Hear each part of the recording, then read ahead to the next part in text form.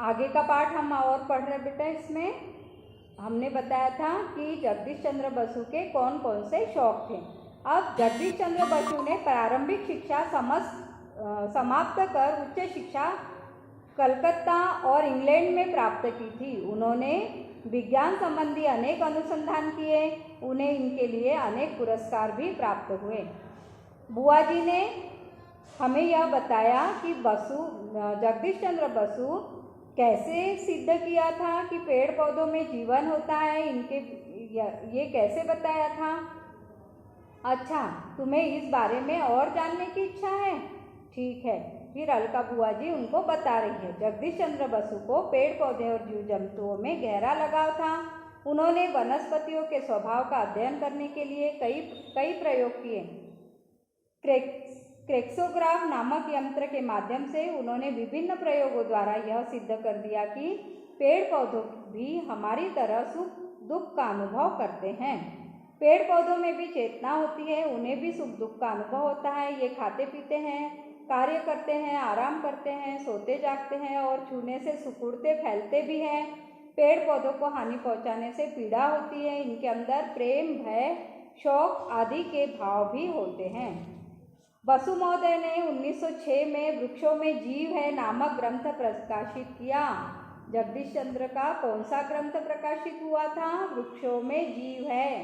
1906 में ये प्रकाशित हुआ था, जिसमें पेड़ पौधों, प्रकृति और विकास के बारे में मनोरंजक ज्ञानवर्धक जानकारी इस बुक में दी गई है।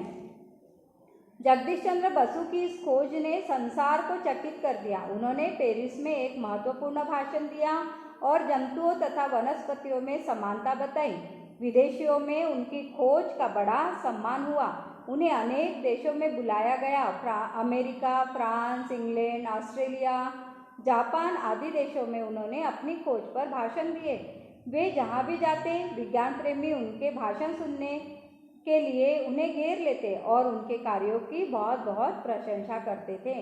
विज्ञान के अन्य क्षेत्रों में भी उन्होंने कई अनुसंधान किए। उत्कृष्ट वैज्ञानिक अनुसंधानों के लिए लंदन विश्वविद्यालय ने उन्हें डॉक्टर ऑफ साइंस की उपाधि तथा भारत सरकार ने सर की उपाधि दी। अब आपका प्रश्न है कि डॉक्टर बसु को कौन कौन सी उपाधियां मिली थी?